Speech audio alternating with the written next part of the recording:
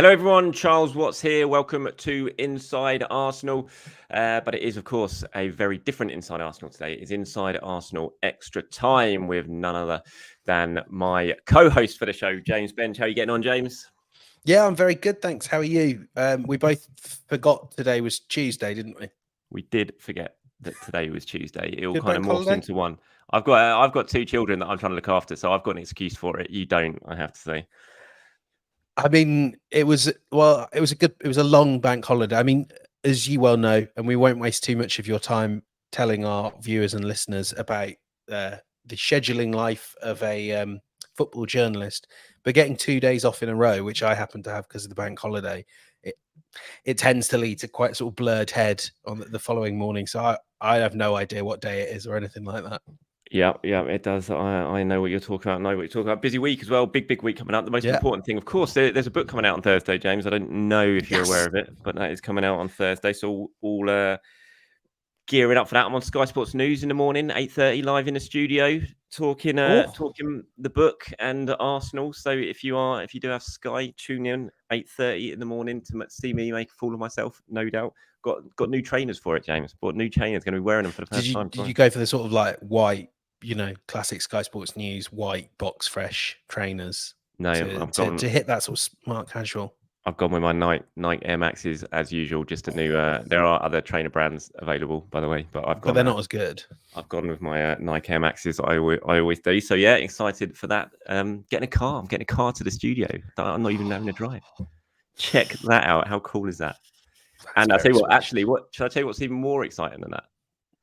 Get ready. Is it the stag do I'm on Friday? No, Saturday. Sten do. It's this. If you're watching this on YouTube, you've seen what I've just brought up on the screen. We have our own logo. Watts and Benge Inside Arsenal Extra Time. Look, it's there. It's a logo. Yeah, I was pretty certain we said Benge and Watts, but whatever.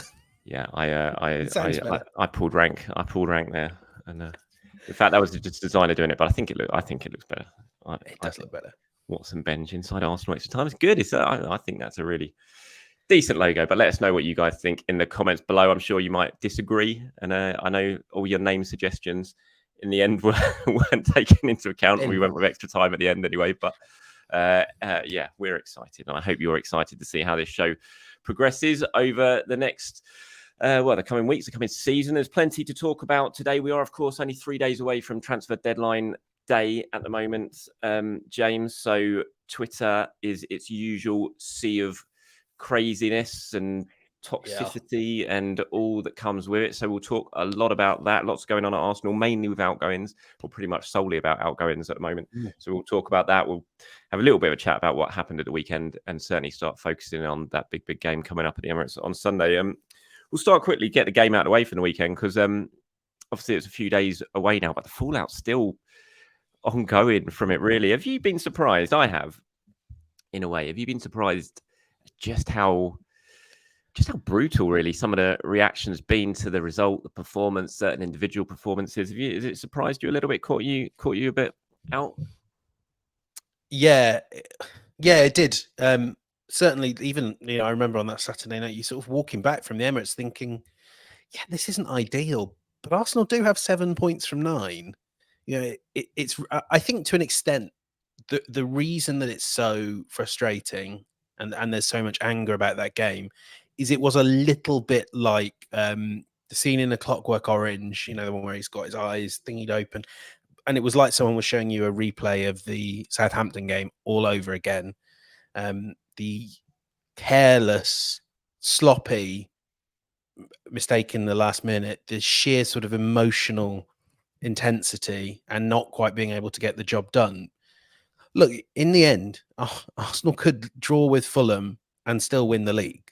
And the difference is that the Southampton game was the night that they lost the league. And I think it felt a little bit, especially at the Emirates, even though it kind of ended in slightly different circumstances, because Arsenal got the job done and then shot themselves in the foot. But I don't know, if certainly there, it really, I think, felt like from minute one, it was your man from Grand Theft Auto, CJ, going, oh, shit, here we go again. And 3 times in 9 home games.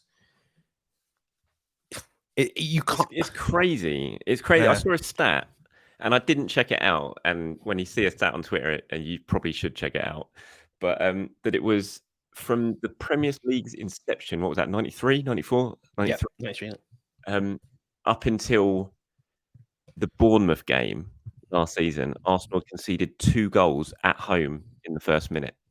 And now they've done it 3 times in, what do you say, 9 home games. It's so mad. And it just leads to this chaotic game that follows, because immediately you're just like, what are we going to do? What are we going to do? Game plan's out the window. The other team's got something to hold on to. And it just, this mad, chaotic game follows, which we've seen now, Bournemouth, Southampton, and Fulham. You just can't keep doing it, can you? Just, I mean, it's not rocket science. Just don't concede a goal. Don't do something stupid in 30 seconds and give yourselves a bit of a mountain to climb.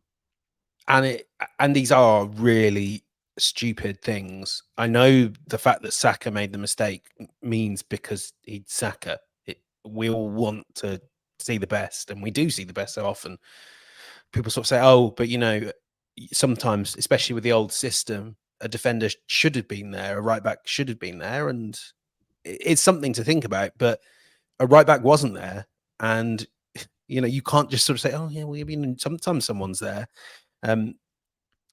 It's really frustrating. I don't, and the thing then is, everything that follows after that, you have to view through this lens of Arsenal were in complete comeback mode. Fulham were, from minute one, defending not that well, but defending with their lives to hold on to a 1-0 lead, at least until Arsenal got back in front, or got in front. So you kind of, I mean, I don't really think that the Partey system, the system with Partey inverting, is working at all. But I do, when I go through it, and I mean, I'm sure we could probably be interested to get your thoughts on this as well. It is sort of like we haven't really seen it where Arsenal are in a position to set the tempo for the game and really dominate from the outset. From minute one, they were chasing. From minute one, the game was totally different to what Arteta would have set his team up for. So I don't know what you think, but it almost means that I feel like everything we learned was irrelevant. I mean, certainly the other thing I'd say is the minute that goal went on, I was thinking, God, I wish Nketiah was on the pitch, because that's going to be the game where you need Nketiah on the pitch, as he proved later on. But yeah, I don't know about you. I just feel like I don't know if there's anything at all we can take from it. No, I don't think so. I think because the game plan goes out the window within a minute, I'm not sure, like you said, that there's much to learn from that game. Other than don't do something stupid inside a minute, but that's something we already knew already. And I like you. I don't like the whole party thing, but I look at what happened at the weekend. I look at that result and the way it happened. I don't, it wasn't down to the formation. It wasn't down to who was on the pitch and who wasn't on the pitch. It was down to Arsenal defending like idiots on a couple of occasions and missing some big chances. For all the talk about formations and systems, and I don't like the way Arsenal are setting up. I absolutely don't. I don't want to see Thomas Partey as an inverted right back. I want to see Ben White there. I want to see Gabriel at centre back. But Arsenal did more than enough to win that game comfortably at the weekend. They just missed some very good, presentable chances, and then they did some really stupid things defensively. And you do that in the Premier League, and you're gonna end up getting punished. I think the big thing was for Arsenal, you put all that emotional effort into coming back, putting what happened in the first minute behind you, to get yourselves in front, to then throw it away again. That was the real criminal thing of it. That was just so bad, to do all that hard work, and it was hard work, to come back and to get yourselves in front, and then against 10 men as well, and then to switch off at a set piece and leave someone unmarked like that. It was just so poor and so disappointing. And I think, if Arsenal hold on, win that game 2-1, I don't think many people are really going to be too bothered about the formation and the personnel. That comes from the fact that the disappointment of the game's been thrown away the way it has, and it's something that Arsenal need to resolve. Definitely. And I'm intrigued what happened at the weekend. We're going to talk about Gabriel a little bit later on in this show, so I won't get straight into it right now, but I'm very intrigued to see what happens if like we're all expecting, Zinchenko comes back into the team at the weekend, what the setup is. But look, I mean, that was a few days ago now, so let's turn our attentions away from Fulham and the sort of fallout from it, because it hasn't been pretty. Yeah, I don't want to talk about that anymore. It's been quite draining, sort of having to sort of, you're just thinking, and a few people have asked me about it. It's like, you sort of compare it to everything's been compared to the start from last season, but last season was a record-breaking start. You can't start every season like that. It's record-breaking for a reason. You know, you can't win 9 out of 10 games every season in a row. It just doesn't happen. You're going to drop points. You know, I mean, and that start they dropped points to Southampton. Yeah, it will happen. It will happen. Yeah, it's going to happen. But I think, yeah, I don't know. I don't know. It's just expectation levels are completely different, and everyone knows that points are so costly when you're going up against Manchester City that's why the fallout has been as brutal in a way that it has. But it has caught me a little bit by surprise, and it's sort of made me think this is going to be a long season to get through on social media. if this is what it's going to be like every single time. Right, let's talk a little bit about sort of transfer deadline day and focus on what's going on at Arsenal now. I think unless you know something more than I do, that very much the focus is going to be on incomings between now and outgoings. Don't promise people things we can't deliver. Yeah, outgoings. Sorry, not incomings. Between now and the end of the window, and we know the names who are in the mix. Your Rob Holdings, your Tavares, your Stambys, and that stuff. But Emile Smith-Rowe's name has been everywhere all of a sudden for the last 24 hours. And not just everywhere, but his name has been linked with Chelsea as well. So not just any club, he's been linked with Chelsea for the last sort of 24 hours or so. And there's been lots of debate about it online. I spoke about it on my video I did this morning, how I don't want it to happen. Now, my understanding of the situation is that it's, I don't want to say it's not going to happen, but, Arsenal are not looking to sell Emile Smith-Rowe to Chelsea or to anyone between now and the end of the window. Obviously, if someone comes in and slaps a ridiculous money on the table, then the club, it might change their thinking, and they might think, well, maybe we have to do something like this. But from my point of view, from speaking to people, it's not something that's on the agenda at the moment. He's had his talks with the manager and with Edu this season, him and his agent, everyone, and they're very focused on him sticking around this season and being a big key squad player. When you first saw this, what were you thinking when you seen Smith-Rowe linked with Chelsea? Were you as sort of vehemently against the idea of it as I was, or I am? Well, I'm against it only because I think this is a sort of talent that's being frittered away a little bit. From what I heard, Chelsea sort of reached out, but it doesn't, like you say, it doesn't sound like it's going anywhere unless Chelsea want to do that Chelsea thing they do of putting very silly money on the table. And I haven't really heard of any other team that's really been chasing Smith-Rowe right now, a couple of days before the deadline. So I don't see it happening. I suppose the thing that interests me is if we go back to those early meetings, the conversation as it was relayed to me between Arteta, Edu, Smith-Rowe and Smith-Rowe's camp was much more of the we've decided you're not going, as opposed to a dialogue, if you know what I mean. And very clear, Arsenal are entitled to change their mind. This was back in June, it must be early June. A lot can change since then, and we know Arsenal need money, or certainly Arsenal could do with money. Yeah, there's not an absolute pressure to sell, but it would be very helpful if they could. I think the thing that would make me intrigued is whether, given the fact he's had no minutes this season, or no meaningful minutes again, that Arteta again turned to Fabio Vieira and was totally vindicated. But we know that Vieira and Smith-Rowe are in competition, and I think I've always got the sense one of these can make an Arsenal career for themselves, but there's no way both can. So I did wonder if perhaps there might be some push from Smith-Rowe's side to make the move. Doesn't sound like it. I'm sure that will come if the situation, like it is in January maybe, or the summer of next summer, 2024. That may well come if the opportunities don't arise under Arteta. But I mean, there's certainly frustration, isn't there? And there has been boiling away, as you well know, for a while. I don't know when that frustration breaks, particularly for a footballer that's an Arsenal boy through and through, and it would be a real wrench for him to leave. But yeah, certainly, I don't see how this situation can last as is, but I don't see it changing this window. No, I don't see it changing this window. I'd be very, very surprised if something happened now. But I agree. It's, you kind of look at Smith Rowe and you kind of try and put your long-term glasses on and work out how this is all going to end, unless something, unless Arteta changes his tune. And look, it has happened. You go back to Martinelli not too long ago, he was very much out in the cold. We were all saying exactly the same thing about him. And then suddenly, he forced his way into the team and hasn't looked back ever since. So it can happen. But yeah, when you kind of look at Smith Rowe, you look at the opportunities that could be available to him and you just wonder how if he's not going to if Mikel's not going to turn to him and give him minutes, how does he turn things around in this sort of trajectory that he's heading on at Arsenal? It's I love Emil Smith Rowe. I think he was underused massively in the second half of last season. Once he got back, I feel like Mikel had opportunities to play him, to give him minutes, to make him feel part of it, to see if he could do something, and he didn't give him those opportunities in certain games. And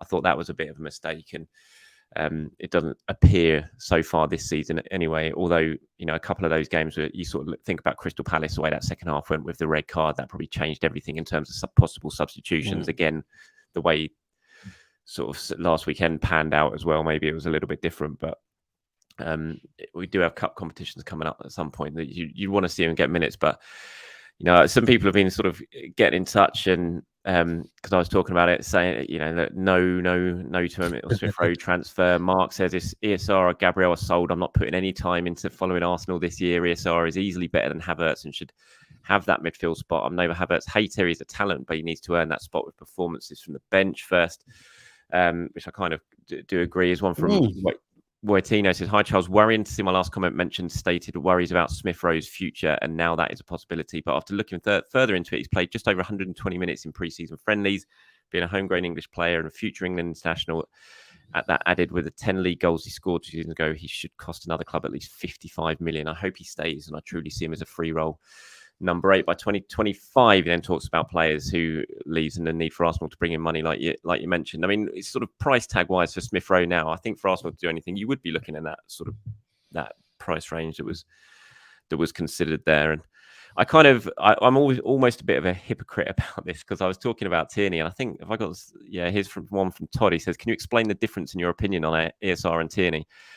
You said that Tierney won't play, so unfortunately he needs to be sold. But is that not the case with Emil? Is your heart not ruling your head, Charles? Take Chelsea out of the equation. It probably is, to be fair. And I've got such a soft spot for Smith Rowe, and I'm thinking if he's not going to play, that's what I said about Tierney. If you're not going to play him, then you may as well get rid of him, because what's the point of him sitting here and not playing? It doesn't make any sense. And Smith Rowe kind of is in that category now, but I just don't want to see him go, and I definitely don't want to see him go to Chelsea.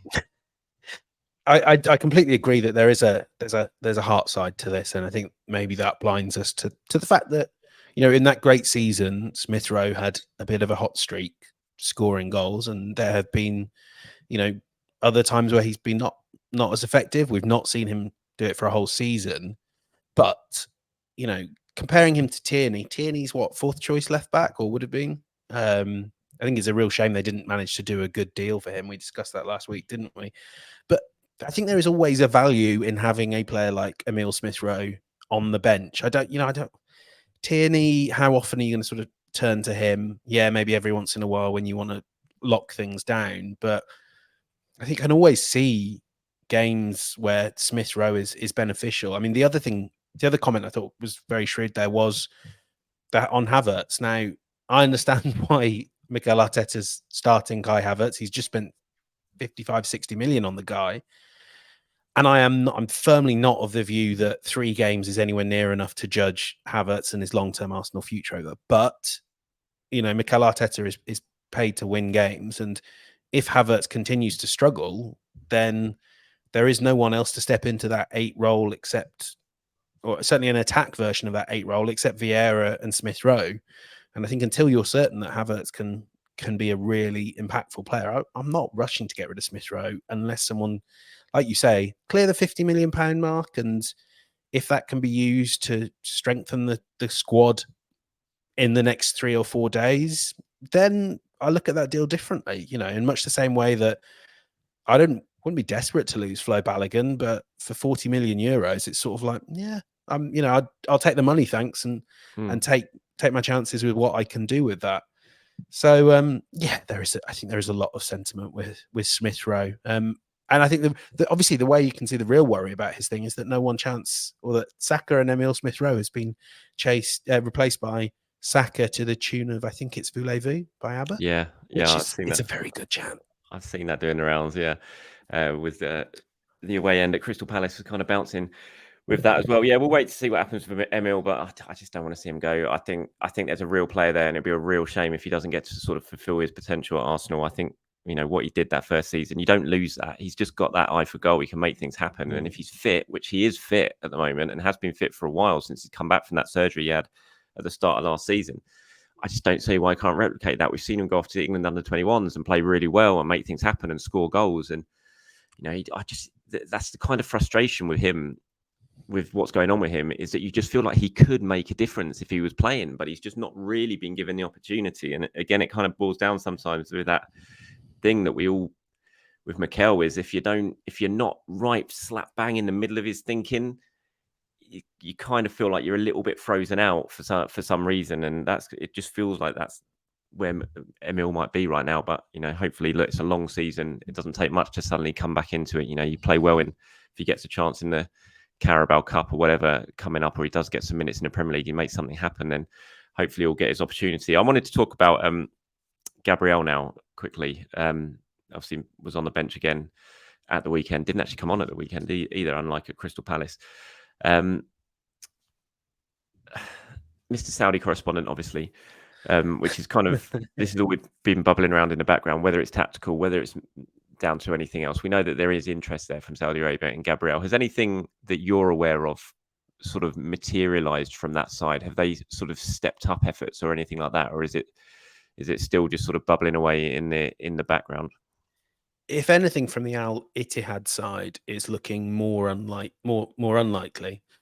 They are exploring they have kind of gone for some big name centre backs, Varane, Marquinhos, and Gabriel, and I think it's become somewhat apparent that neither of those three are easily acquirable, especially when they are looking at dropping 150 or committing at least 100 million euros up to 150 on Mo Salah. I don't think that's going to happen, but that's what they're willing to do. So Luis Felipe at Betis is someone that Al Ittihad are looking at. Sergio Ramos as well is someone that PIF are talking to. So there is other Saudi interest there, but I don't believe it's the sort that could really sort of put an offer down on the table that would blow Arsenal away. And that's where Arsenal are at. It's if you can come in with stunning money, let's have a conversation. But that's what it would take. I still find the not playing him thing really perverse. I think, not least because there are so many other ways you could sort of rejiggle this system.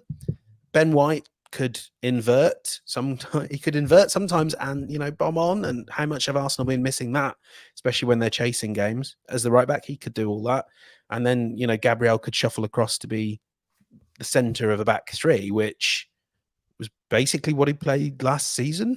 He played on the left as well, didn't he? I don't know what you think about this. It just strikes me as incredibly self-defeating. I still think he'll come back in the team against United. We'll see Zinchenko. But Arsenal are losing we won't have the Gabriel Saliba discussion again. But whichever you think is better, Arsenal are just not using a real top-tier centre-back. And they're also taking their really, really good right-back and playing him. I know he has been a centre-back as well, but, he's been a better right back for Arsenal. Well, that's why I don't get all the focus seems to be on Kai Havertz at the moment. He's the one who's getting all the criticism, but I don't look at what's going on, how Arsenal started the season and some of the disjointed performances and think it's down to Havertz. I just think it's down to the way that the back four is being set up. I don't get it. Obviously, look, Mikel's far more tactically aware than I am, but I just look at it from a very layman's point of view, which I am when it comes to football tactics, and just think, I just don't get, why would you be moving everyone around to these different positions when you could just play Gabriel and Saliba at centre back, Ben White at right back, whoever at left back, and you just know it would make Arsenal look much, much better. And so I am obviously he's trying something new. I'm intrigued, like you are, when Zinchenko finally comes back, because every single weekend I've said, "Oh, Gabriel's going to come back in this weekend." I've kept him. He's still in my fantasy team. He's still in it. I haven't taken him out yet. He's started all 3 weekends in my fantasy team because I just keep thinking he's definitely going to come back, but he hasn't in any of them. And so I've just been really surprised. Now, obviously, the big litmus test is going to be if Zinchenko does start at the weekend finally. You know, what happens there? If he's still not in the team when Zinchenko's come back in, then, you know, then alarm bells are going to start ringing, because I just don't see this system and this personnel in the defence working out. And you know, lots of people saying, "Oh, it can't." It's because he's trying to squeeze Havertz into the team. I just don't understand that. If Fabio Vieira had started alongside Odegaard against Fulham, I think Mikel still goes with the exact same defence that he went with against Fulham. I don't think it's trying to shoehorn Havertz into the team at all that is making him do this. If any, it just doesn't make any sense to me. I just think this is obviously a tactic that he's working on, maybe because of what happened to Timber, and he's sticking with it. But it's not one that I really understand. It's certainly not one that I support. I have to say, I've not seen any real evidence of it being successful and making Arsenal a better looking team. I think defensively they've looked, certainly in the home games, looked a bit suspect at times, and going forward, it's definitely having an impact on them down that right hand side, big time. I suppose you've got to try things. You do have to try things. I think we've seen enough to sort of pop that to one side, and maybe the reality is, Arteta. I mean, I suppose the one thing you would say from the Fulham game, which we don't want to relive, but the minute Zinchenko came on and it went back to what it used to be, it was like a comfort blanket. And there's the knowledge that that is still going to be there. And, you know, against your Fulhams, I mean, you know, Fulham, Palace, that sort of Forest, that sort of team, you can try it. You can try it, and knowing that you've got the old ways in your back pocket. But that, you know, I do hope when it comes to Man United, he just, you know, no messing around, just into these lot, system that works. Let's run it. Do you think if he goes, if it is Zinchenko, Saliba, Gabriel, White against Manchester United, do you think Thomas Partey starts? Yeah. Thing is, because there's been so much focus on Havertz. I know that Arteta isn't one to get swayed massively by the media, but it does become quite political suddenly, doesn't it? Because it's dropping Havertz. Well, unless he starts Havertz and go, yeah, I think he probably will. However, don't ask me who's up front, but he will probably run something like the team that played against City, because I think that's Arsenal's most solid team. And there's so you'd have Partey and Rice in a 3-man midfield with Odegaard, and then probably Havertz up top. Well, I wouldn't, but I think he could well go Havertz up top, flanked by Martinelli and Saka. What do you reckon? I think Eddie starts. I'd be really surprised if he doesn't start Eddie. Yeah, I think he'll take Havertz out of this one.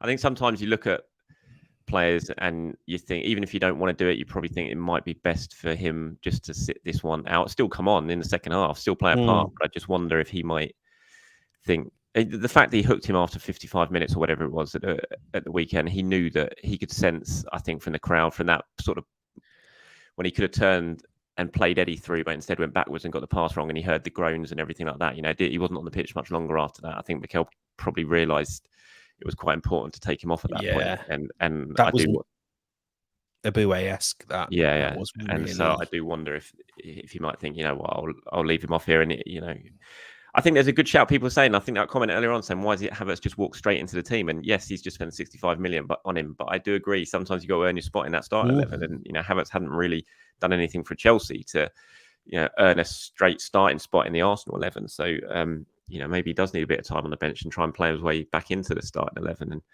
And you know, Mikel always talks about competition.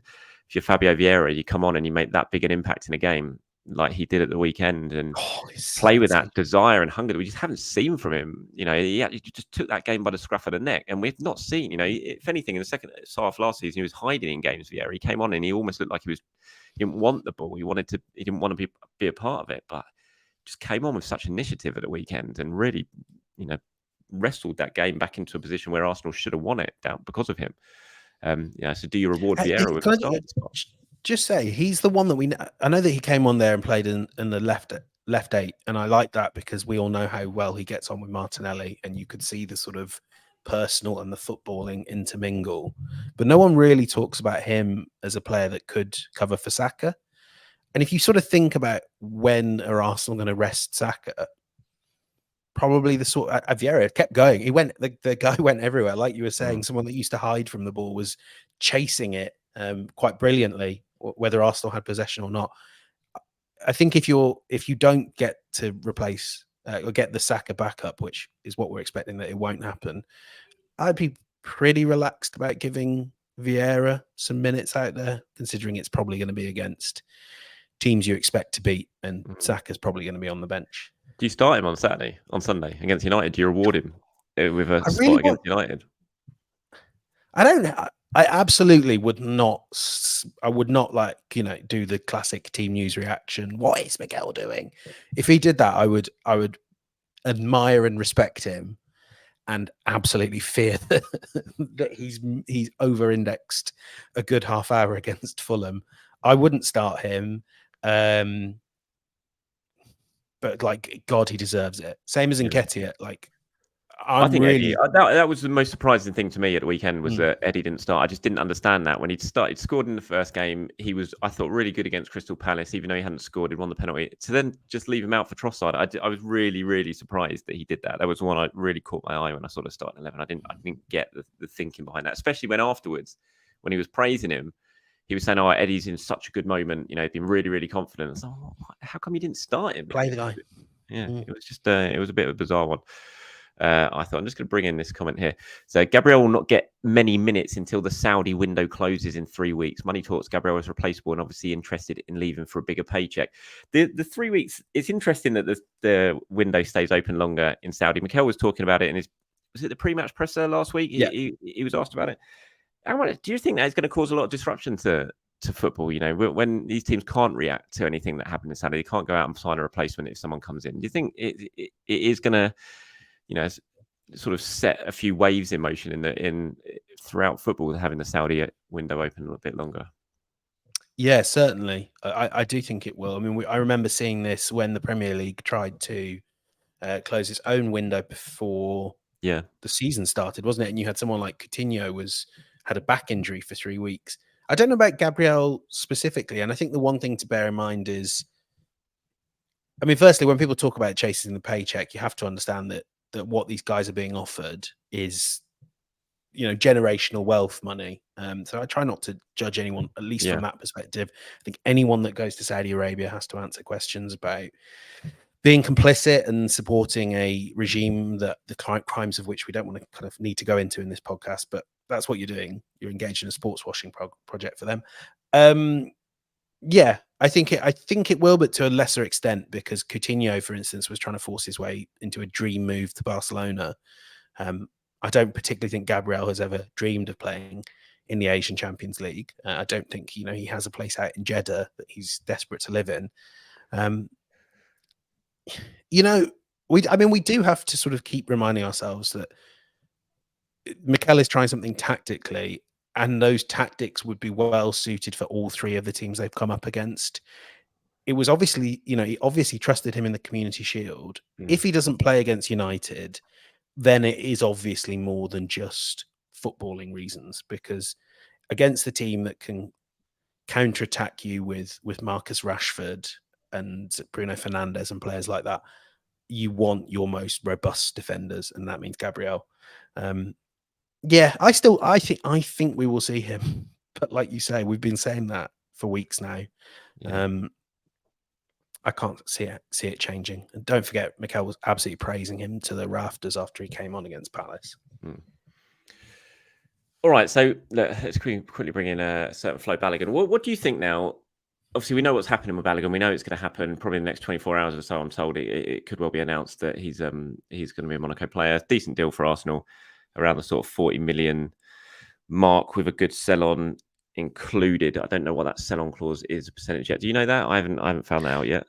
I mean, I certainly have heard it is sort of between 15 and 20. Yeah, I don't know if it, because often people think it's a sort of number, don't they? But it can be, the profit that Monaco, it can be of the profit that Monaco are making. It can be that it tapers So it's 20% of the first 40 million and 10% thereon. So I don't know the specifics, but like you say, I believe it's a sort of double figures. Yeah, I was told significant. That was as much as I got out of it. But It's hard work, isn't it? That is, I think it is going to be decent. Like I said, sort of 15. I think 15% is what they got for Guendouzi, isn't it? And so it might be around that, maybe a little bit more for Flo. We'll wait and see. But so we know that is going to happen in the next few days. What else do you think, sitting here right now, do you reckon is definitely going to happen? Who we got? Nuno, Sambi, Rob Holding, Cedric.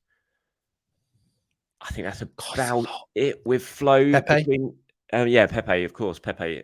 So you're talking about 5 players there, not including Flo, that Arsenal would like to get out the door between now and Friday. Do you think all of those goes? I think Rob definitely goes. Rob Holding. I know that there's stuff that's going on with Rob at the moment, and that there's not just one club. They're sort of weighing up the best thing, but there are clubs in for Rob Holding, both in England and abroad. So I think that's definitely going to happen. I don't know about Cedric. I've not heard anything from Cedric yet. I've tried to find out and actually haven't heard anything about Cedric yet. Nuno, I believe, at the time of recording this now, Nottingham Forest is back on, and that is an option. But it's going to be a loan, probably with an option, rather than previously it was being discussed as a permanent. I think now it's more likely to be a loan. I think that might well happen. Sambi again, what's that? That's gone quiet. I've not really heard anything myself on Sambi. So Brighton are quite close to. Brighton are quite close to. It's the guy at Lille, and it's not really my fault that I don't know what he's called, because I think he's only played about 10 games for Lille. I've forgotten his name as well. I tried to. Balemba. Yeah, something like that. Yeah. So I mean, looking at those players, do you think, and who knows with Nicolas Pepe, but what do you reckon Arsenal are going to get all of those guys out the door before Friday, 11 p.m? I think the 3 so the 2 you listed off, I'd be like you, I'd be very confident that Nuno will go on loan.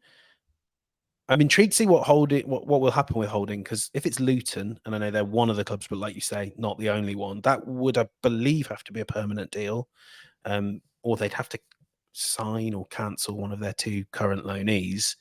He's only got a year left, hasn't he, Rob? So it'd definitely be permanent, wouldn't it? Or have I got that wrong? Yeah, probably for a fairly nominal fee. I mean, look, if you were asking me to sort of, I'm not sure, I don't think much is going to happen with Sambi, so therefore it'll probably be if Arsenal can just get somewhere where he plays and increases his value. So I think you're looking at, and Pepe will be a contract termination down the road, I'm sure of it. Yeah, I think so. So I think 4 of the 5 will go. Cedric, I just don't know what's going to emerge for him. I haven't asked, though, unlike you, because I invariably forget that Cedric Suarez is an Arsenal player. But I mean, I think in total, like, kind of earnings would be sub 5 mil. I don't know if you would put a sort of similar number on it. I still think you should be getting £10 million for Rob Holding. I think you're giving him away if you're not getting the good money for Rob Holding. I think he's a good Premier League player. Yes, he's got some limitations, but he's a good, proven Premier League player who is still young. I watched Luton on Friday night, and very few of their players would even pass as good Premier League players. Like, Rob Holding goes in the team I saw Friday night, and I'm no Luton expert, but he's one of the 3 best players in the team I saw. I think you're giving him away. I've seen people saying, 2 million. It's like, are you kidding? He's a Premier League player with all that experience, an FA Cup winner. Yes, he's probably not Arsenal. Well, it's not probably. He isn't Arsenal quality now where Arsenal are, but he's a good Premier League player. The fact that there's a lot of interest in him shows that. So I think Arsenal they should not be giving Rob Holding away by any means.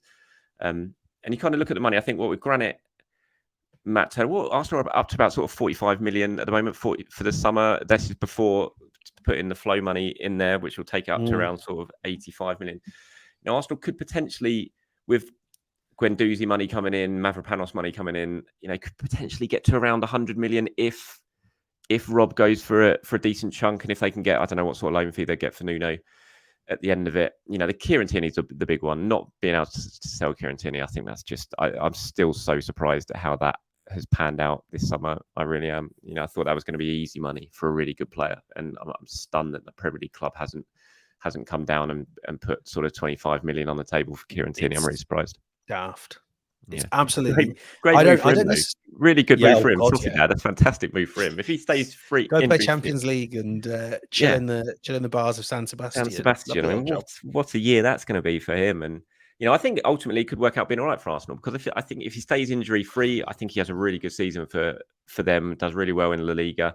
Then hopefully there will be a bigger market for him next summer, and Arsenal will be able to still get a decent chunk of money from him. I'm just really surprised no Premier League club came knocking this summer. I just don't. I'm stunned by it. I think a lot of Premier League clubs, especially now that they've kind of got money, they've built out their data and recruitment departments. I think as much as this has clearly made clubs smarter, and Newcastle have made some really shrewd pickups, Isaac, Bruno Guimaraes, we'll see about Sandro Tonali. But I think there sometimes becomes a sort of an obsession with making the smart move, which is to loan Lewis Hall and say, we'll pay you £38 million.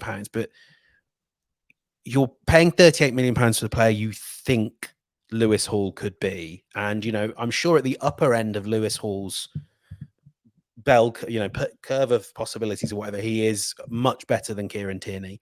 But, that is the possibility.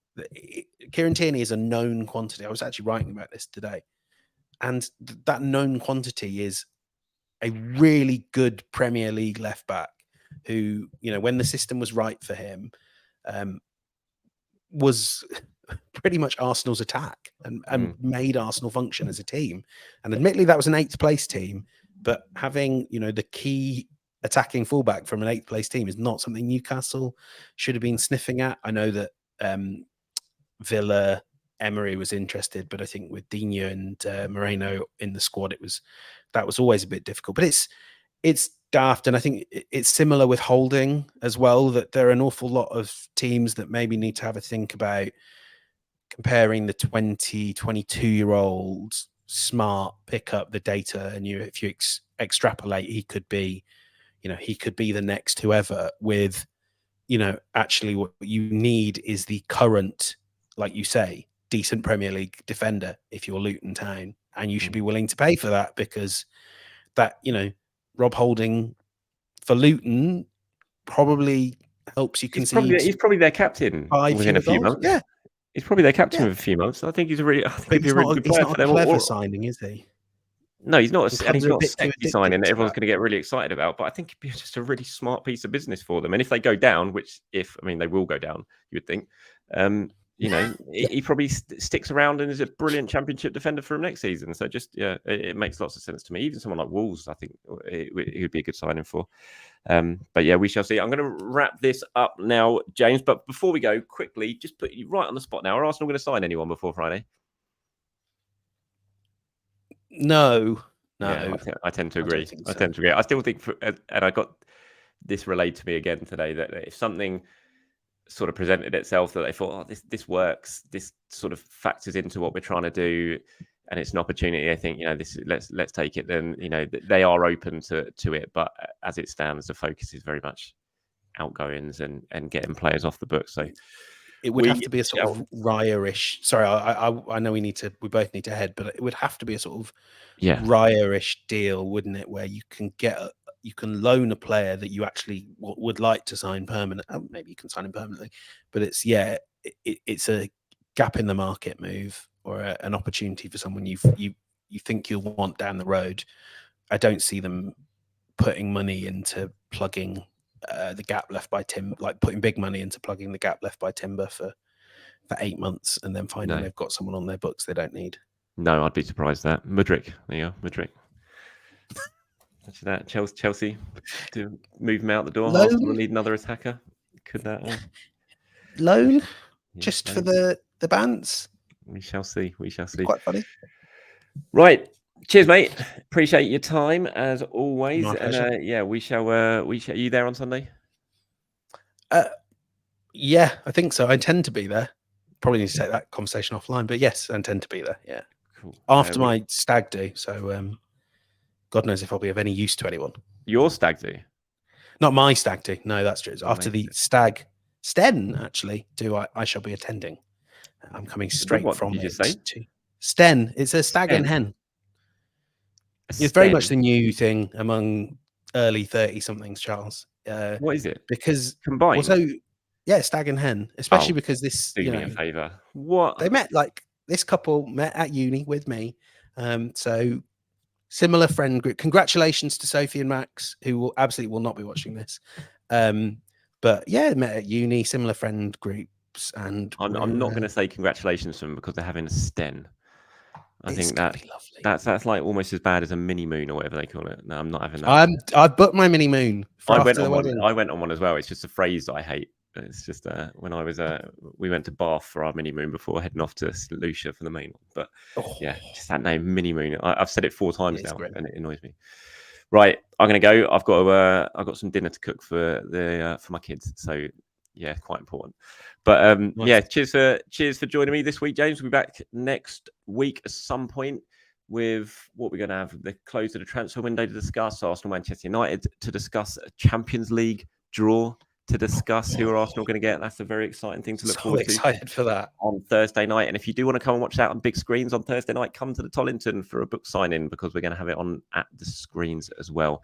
I'm sure we'll be discussing it during the night. So thank you, James. Have a good end to your day, mate. Thank you, everyone, for watching or for listening. And we'll be back for another episode of Inside Arsenal Extra Time next week. And I'll be back in the morning for a usual show of Inside Arsenal once I've done with Sky Sports and once I've got home. So yeah, 8:30 in the morning, Keep Your Eyes Peeled, Sky Sports News, if you want to see me on there. Have a great day, everyone. Speak to you very soon.